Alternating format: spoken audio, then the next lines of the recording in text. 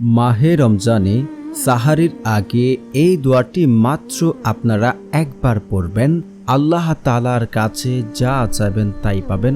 আসমানের দরজা খোলা রয়েছে, আল্লাহ তাআলার কাছে চাইতে দেরি হবে। এই দোয়া পড়ে আল্লাহ সুবহানাহু ওয়া তাআলা দিতে দেরি করবেন না। এটা আল্লাহর ওয়াদা, আল্লাহর ওয়াদা। আপনার টাকা পয়সা ধন দৌলত যা লাগবে, যা চাই আল্লাহ আপনাকে তা দান করবেন। অভাবে আছেন, বিপদে আছেন, বিদেশে যেতে পারছেন না, আপনি ঋণগ্রস্ত অবস্থায় আছেন, কাউকে পছন্দ করেন, বিয়ে করতে পারছেন না, যে সমস্যাতেই আমলটি করেন না কেন আল্লাহ তাআলা আপনার দোয়া ফেরত দেবেন না। আমি আল্লাহর কসম করে বলছি, আল্লাহর কসম করে বলছি, আল্লাহর কসম করে বলছি, আজকের এই আমলটি হাদিস দ্বারা প্রমাণিত। আজকের এই দোয়াটি শুধু আপনারা একবার নিয়ম মেনে একবার পড়বেন আর সাথে সাথে ফলাফল দেখতে পারবেন। এই আমলটি রাসূল সাল্লাল্লাহু আলাইহি ওয়াসাল্লাম তার সাহাবাকেও করতে দেখেছেন এবং তিনি বলেছেন এই আমলটি ইসমে আজমের আমল। আপনারা যদি করতে পারেন নিয়ম মেনে, আমি আল্লাহর কসম করে বলছি, আল্লাহর কসম করে বলছি, আপনার দোয়া কবুল হবে, যা চান তা পাবেন। শুধু আপনাকে নিয়মটা মেনে আমল করতে হবে। যদি আপনারা টেনে টেনে ভিডিও দেখেন, হয়তো আপনারা কোনো নিয়ম মিস করে ফেলবেন, তাহলে আপনার দোয়া কবুল হবে না। তাই বলছি, না টেনে সম্পূর্ণ ভিডিও দেখার অনুরোধ রইল। আর যারা এখনও চ্যানেলটি সাবস্ক্রাইব করেনি, প্লিজ চ্যানেলটি সাবস্ক্রাইব করে পাশে থাকবেন।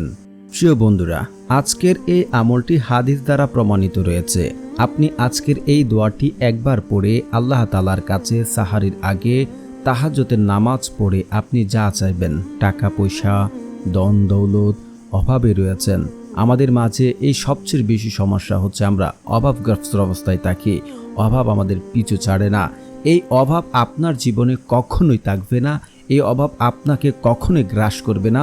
দারিদ্রতা, আল্লাহ সুবহানাহু ওয়া তাআলা আপনাকে মৃত্যু পর্যন্ত আপনাকে দারিদ্রতা দেবেন না। আপনার ধন সম্পদ দিন দিন বৃদ্ধি হতেই থাকবে।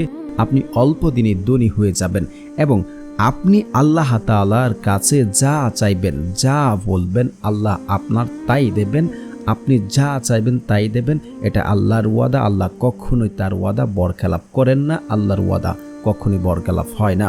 আল্লাহ তাআলা কখনোই তার বান্দাকে খালি হাতে ফেরত দেন না।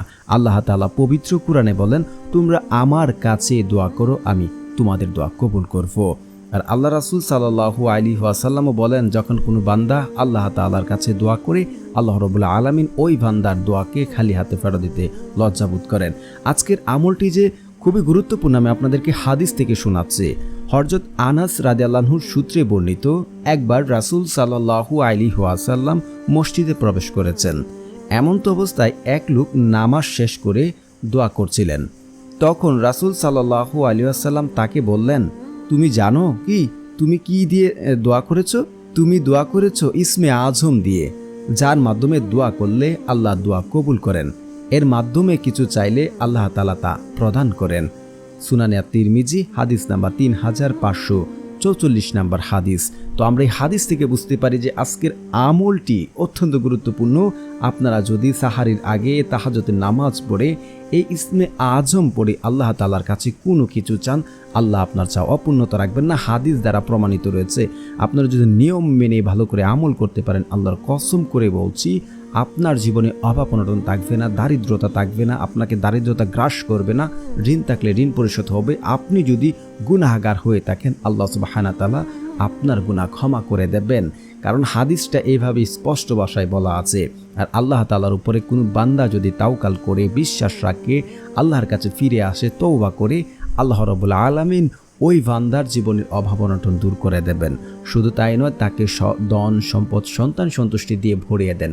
সূরা নূর আয়াত নাম্বার 10 থেকে 12 আপনারা একটু যাচাই করে দেখবেন।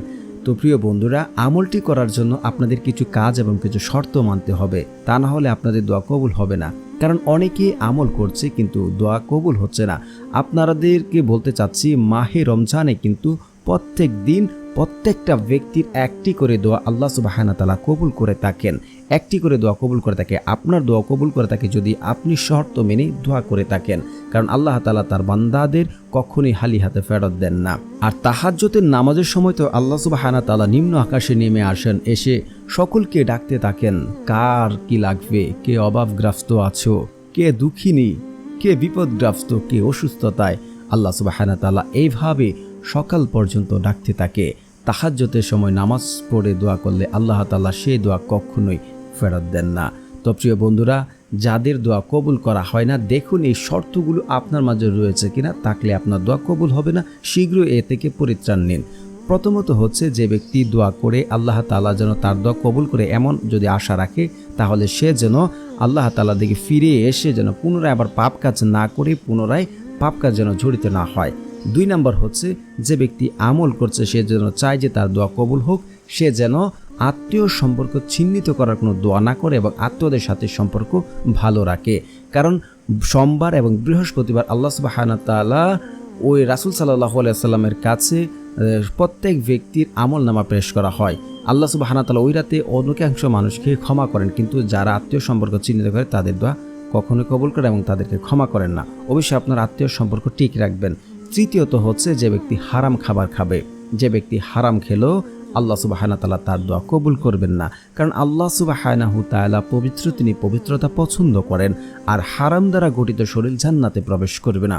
অবশ্যই আমাদের দোয়া কবুল না হওয়ার পিছনে এই কয়েকটি শর্ত অত্যন্ত গুরুত্বপূর্ণ, যে আমরা নিজেও জানি না আমরা কখন হারাম খেয়ে ফেললাম, কখন আমরা হারাম খাবার খেয়ে দোয়া করে ফেললাম।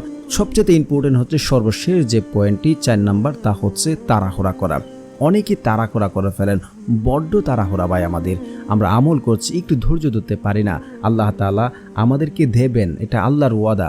আমরা যদি তাড়াহুড়া করি আল্লাহ আমাদের দোয়া কবুল করবেন না, কখনোই না। একটি হাদিস এমন রয়েছে যে বান্দার দোয়া ততক্ষণ পর্যন্ত কবুল হয় যতক্ষণ বান্দা বলে যে আমার দোয়া কবুল হলো না, ততক্ষণ পর্যন্ত তার দোয়া কবুল হয়। এই কথা বললেই তার দোয়া শেষ, তার দোয়া কবুল হবে না, কবুল হয়নি। এটা কখনই করবেন না। ধৈর্য ধরেন, আল্লাহ আপনার জন্য ভালো কিছু রেখেছেন। আল্লাহ হয়তো আপনি আল্লাহর কাছে যা চাচ্ছেন তার চেয়ে বেটার কিছু দেবেন, এমনটা ভাইবে ধৈর্য ধরে আল্লাহ তাআলার কাছে আমল করে যান, ইনশাআল্লাহ ফলাফল পাবেন। এখন কথা হচ্ছে, আমরা এগুলো করব না, এগুলো করলে আমি এখন ছেড়ে দিয়েছি, তাড়াহুড়া করব না, এখন ভালোভাবে আমলটি করতে চাই, আল্লাহ যেন আমাকে সব কিছু দান করেন। তাহলে আজকের এই আমলটি আপনি কিভাবে করবেন? আমলটি করার জন্য সর্বপ্রথম আপনারা উত্তম রূপে ভালো করে উজু করে নেবেন। যেহেতু মাহে রমজান চলছে, আমরা তাহাজ্জুদের নামাজ পড়ে নেব সাহারির আগে। তো তাহাজ্জুদের নামাজ আপনি 2 রাকাত, 4 রাকাত, 8 রাকাত, 12 রাকাত, আপনার যত রাকাত ভালো লাগে আপনি তাহাজ্জুদের নামাজ পড়ে নেবেন। তাহাজ্জুদের সময় কিন্তু আল্লাহ সুবহানাহু ওয়া তাআলা তার বান্দার কাছাকাছি থাকে এবং বান্দার সাথে সরাসরি সম্পর্ক স্থাপন করে। ওই সময় বান্দা আল্লাহ তাআলার কাছে যা চাইবে, যা বলবে, যা করবে, আল্লাহ তাআলা তাকে তাই দান করবে, তাকে তাই দেবে। এটা আল্লাহর ওয়াদা, কখনোই তা বরখেলাপ হবে না। কারণ ওই সময় আল্লাহ সুবহানাহু ওয়া তাআলা বান্দার সাথে সরাসরি সম্পর্ক স্থাপন করে। অবশ্যই আপনারা তাহাজ্জুদের নামাজ পড়বেন, পড়ে আপনারা জায়নামাজে বসবেন। বসে আপনারা ইয়াকিন এবং বিশ্বাস রাখবেন। এটা অত্যন্ত দোয়ার যে আদব রয়েছে, ইয়াকিন এবং বিশ্বাস। আপনি যদি বিশ্বাস করেন প্রিয় বন্ধু, আপনি যদি বিশ্বাস করতে পারেন যে আমার দোয়া কবুল হবে, নিজে নিজে কনফার্ম হয়ে যেতে পারেন আমি এখন আমলটি করছি, আমার দোয়া কবুল হচ্ছে, যদি এমনটা ভাবতে পারেন, আমি আল্লাহর কসম করে বলছি আপনার দোয়া কবুল হবে। আপনি দোয়া করেছেন, যদি আপনার যে পেরেশানি থাকে আমার দোয়া কি কবুল হবে, তার মানে আপনার দোয়াতে কোনো ঘাটতি রয়েছে। যদি আপনি এমনটা ভাবতে পারেন দোয়া কবুল হয়েছে, আল্লাহ আমাকে দেবে, 100% নিশ্চিত থাকেন আপনি ফলাফল পাবেন, আল্লাহ আপনাকে দেবে ইনশাআল্লাহ। এতে গেল বিশ্বাস এবং ইয়াকিন। তারপর হচ্ছে আপনারা কায়মনোবাক্যে আল্লাহ তাআলার কাছে কান্নাকাটি করে চাইতে হবে। আল্লাহ তাআলার কাছে যদি কান্নাকাটি করে চান, আপনার 2 চোখের পানি, বন্দার 2 চোখের পানি জমিনে পড়ার আগেই আল্লাহ সুবহানাহু ওয়া তাআলা তার চাওয়া পূর্ণ করে দেন এবং তার দোয়া কবুল করে নেন। আল্লাহ সুবহানাহু ওয়া তাআলার কাছে যখন কোনো বান্দা কায়মনোবাক্যে কান্নাকাটি করে, তার পূর্বের পাপের জন্য লজ্জিত হয়ে কান্নাকাটি করে, আল্লাহ সুবহানাহু ওয়া তাআলার আরশ কাঁপতে থাকে, আল্লাহ সুবহানাহু ওয়া তাআলা সহ্য করতে পারে না, তখন বলে যে বান্দার চোখের পানি পড়ার আগে সে যা চায় আল্লাহ সুবহানাহু ওয়া তাআলা তাকে তা দিয়ে দেন। সুবহানাল্লাহ। আপনারা কান্নাকাটি করে আল্লাহ তাআলার কাছে চাইবেন। তারপর হচ্ছে আপনারা ইস্তিগফার পড়ে নেবেন। ইস্তিগফারের বহু ফজিলত রয়েছে প্রিয় বন্ধুরা। ইস্তিগফার যে ব্যক্তি বেশি বেশি পড়বে, আল্লাহ সুবহানাহু ওয়া তাআলা তাকে মুস্তাজাবুদ দাওয়া বানিয়ে দেন। মুস্তাজাবুদ দাওয়া তাদেরকে বলা হয় যারা দোয়া করতে দেরি হয়, আর আল্লাহ সুবহানাহু ওয়া তাআলা তাদের দোয়া কবুল করতে মুহূর্ত দেরি করেন না। তারা আকাশে হাত তুলতে দেরি হয় আর দোয়া কবুল হতে দেরি করেন না। যে ব্যক্তি ইস্তিগফার পড়বে, তার সমস্ত বিপদ আপদ, সে যদি কঠিন বিপদে পড়ে যায়, দেওয়ালে পেট টেকে যায়, সে কোনোভাবে উদ্ধার হওয়ার পথ খুঁজে পাচ্ছে না, এমন সকল বিপদ আপদ থেকে আল্লাহ সুবহানাহু ওয়া তাআলা উদ্ধার করার জন্য কুদরতিভাবে পথ দেখিয়ে দেন। সুবহানাল্লাহ। শুধু তাই নয়, আল্লাহ সুবহানাহু ওয়া তাআলা তার যে রিজিকের সমস্যা, তার যে রিজিকের একটা সমস্যা রয়েছে, সেই সমস্যা আল্লাহ সুবহানাহু ওয়া তাআলা দূর করে দেবেন এবং তাকে কুদরতিভাবে ধন সম্পদ দান করবেন।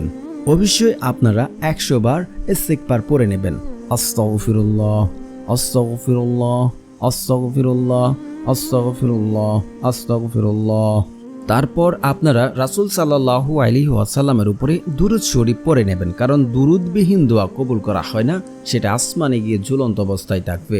আপনার মোবাইল ফোনে যদি ব্যালেন্স না থাকে, আপনি যদি আপনার ফ্রেন্ডের কাছে কোনো মেসেজ পাঠান, সেই মেসেজ যাবে না। তো ঠিক তেমনি রাসূল সাল্লাল্লাহু আলাইহি ওয়াসাল্লামের উপরে যদি দুরূদ না পড়া হয়, তাহলে সেই দোয়া আসমানে গিয়ে ঝুলন্ত অবস্থায় থাকবে, আল্লাহ সেই দোয়া কবুল করবে না। অবশ্যই আপনারা দুরূদ শরীফ পড়ে নেবেন। যারা পারেন না আমার সাথে সাথে পড়ে নিন, শুনলেও হয়ে যাবে ইনশাআল্লাহ। আল্লাহুম্মা সাল্লি আলা মুহাম্মাদ ওয়া আলা আলি মুহাম্মাদ কামা সাল্লাইতা আলা ইব্রাহিম ওয়া আলা আলি ইব্রাহিম ইন্নাকা হামিদুম মাজিদ। আল্লাহুম্মা বারিক আলা মুহাম্মাদ ওয়া আলা আলি মুহাম্মাদ কামা বারাকতা আলা ইব্রাহিম ওয়া আলা আলি ইব্রাহিম ইন্নাকা হামিদুম মাজিদ। তারপর আপনারা এই দোয়াটি একবার পড়ে নেবেন। তো প্রিয় বন্ধুরা, যারা আমার এই চ্যানেলটি সাবস্ক্রাইব করবেন তাদের মনের আশা পূর্ণ হবে ইনশাআল্লাহ, কারণ যাদের মন ভালো তারা অন্যদের সহযোগিতা করেন, আল্লাহ তাআলা তাদের মনের আশা পূর্ণ করেন। তো যারা এই দোয়াটি পড়তে পারবেন না, আমার সাথে সাথে পড়বেন এবং নাহলে শুনলেও হয়ে যাবে ইনশাআল্লাহ। আল্লাহুম্মা ইন্নী আসআলুকা বিআন্নী আশহাদু আন্নাকা আনতাল্লাহু লা ইলাহা ইল্লা আনতাল আহাদুস সামাদুলিল্লাযী লাম ইয়ালিদ ওয়া লাম ইউলাদ ওয়া লাম ইয়াকুল্লাহু কুফুয়ান আহাদ। এই দোয়াটি পড়ে দুই হাত তুলে আল্লাহ তাআলার কাছে কায়েম অনুবাক্যে কান্নাকাটি করে দোয়া করুন, ফলাফল নিশ্চক্ষে দেখতে পারবেন। ইসমে আজম পড়ে দোয়া করলে সে দোয়া কখনোই বিফলে যায় না, আল্লাহ সাথে সাথে দোয়া কবুল করে নেন। একই এবং বিশ্বাস রেখে আমলটি করুন।